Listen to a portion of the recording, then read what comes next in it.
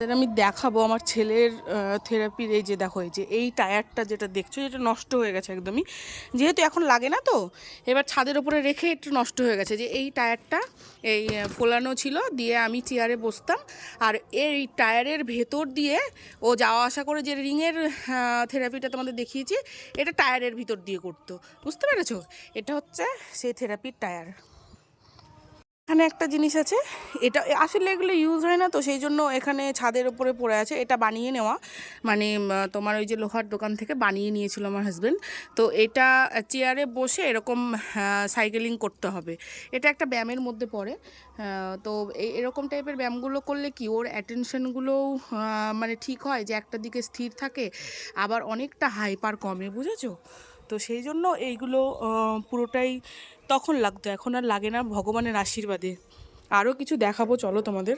এই ঘরটা পুরোটা আমি আগে ঠাকুর রাখতাম, এই যে সিংহাসনটা এখনো পর্যন্ত আছে, এখানে সব হিজিবিজি জিনিসই রাখা হয় আর কি। তো তার মধ্যে এই যে দেখো আর একটা থেরাপির জিনিস, সেটা হচ্ছে এটা। এটা আমি তোমাদের চলো দেখাবো, আমার মেয়েকে বসিয়ে। তো এটা দিয়ে ওকে বসিয়ে এরকম ঘোরাতে হতো। বুঝতে পেরেছো? আর এই বস্তার মধ্যে কিছু জিনিস আছে, আগেই বললাম তো আমার ইউজ হয় না যেহেতু, সেই জন্য। এই যে এটা হচ্ছে মোয়ের মতো, এটা দাঁড়াও, এই দেখো এটা মোয়ের মতো, এটা এক জায়গায় টাঙিয়ে দিয়ে এটা ব্যালেন্সের জন্য এর ওপর দিয়ে ওঠানো হতো। তো এটা নিচে নিয়ে গিয়ে আমি চলো একবার ট্রাই করবো, করা যায় নাকি দেখি। তো দেখতেই পেলে তোমরা কত থেরাপির জিনিস ওখানে আরও প্রচুর ছিল, যেগুলো নষ্ট হয়ে গেছে, ওগুলো আর একদমই নেই, একদমই ফেলে দিয়েছি বা একদম খারাপ হয়ে গেছে যেগুলো। তো যেগুলো আছে সেগুলো দিয়ে যদি তোমাদের একটু হেল্প করতে পারি, সত্যি মানে সেটাই চেষ্টা চলছে আর কি। তো তোমাদের এত মেসেজ আসছে, এত কমেন্ট আসছে, তো আমারও ভীষণ খারাপ লাগছে। তো তোমাদের যদি একটু হেল্প করতে পারি, আমার কিছু দেখানোতে যদি তোমাদের একটু হেল্প হয়, তাহলে আমার থেকে খুশি হয়তো কেউ হবে না। কারণ এই দিনটা তো আমারও গেছে না, আমিও একটু হেল্পের জন্য এর কাছে ওর কাছে জেনেছি, জিজ্ঞাসা করেছি যে আমাকে একটু হেল্প করো, কী করে কী হবে। পাগলের মতো লাগতো, মানে নিজেকে পাগল পাগল মনে হতো, যে কিছু যখন জানতে পারতাম না বা কিছু। তো যাই হোক, তো এটা যখন এটা দেখছো, এটা হচ্ছে তোমার এটা যখন 4.5 বছর বয়স, তখন আমাকে কিনতে বলেছিল এটা।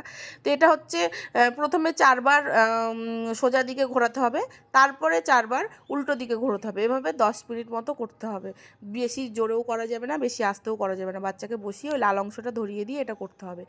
তো যাই হোক, তোমাদের চেষ্টাটা তোমরা চালিয়ে যাবে, বাচ্চাকে কখনো একা ছাড়বে না, কারণ সব সময়টা পুরো সময়টা তো দিতেই হবে না।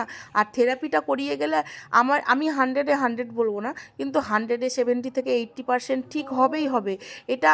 কিন্তু কি বলো তো, থেরাপিটা নিয়ম মতো করতে হবে, সকাল সন্ধ্যে দুবার। যেমন মেডিসিন দেওয়া হয়, একটা কোনো কিছু প্রবলেম হলে যেমন মেডিসিন খেলে ঠিক হয়, এটাও কিন্তু থেরাপিটা একটা অটিজম বাচ্চার ক্ষেত্রে একদম পুরো মেডিসিনের মতো কাজ করে।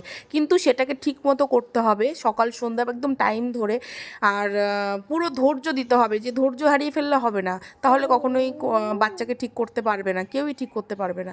তো আমি তো পুরো 1 মাসের মধ্যে রেজাল্ট পেয়েছি আমার ছেলের প্রচুর। আমি এত তাড়াতাড়ি আমার ছেলে ডেভেলপ হবে আমি কখনো ভাবতেই পারিনি। তো সেখানে আমি যেখানে থেরাপি করাতে যেতাম, মানে ওটি করাতাম আর কি, সেই স্যারেও আমাকে বলেছে সত্যি এত তাড়াতাড়ি ও ডেভেলপ হবে সেটা একদম ভাবনার বাইরে। তো তোমরা টেনশন করবে না, থেরাপি চালিয়ে যাও, একদিন না একদিন ঠিক হবে।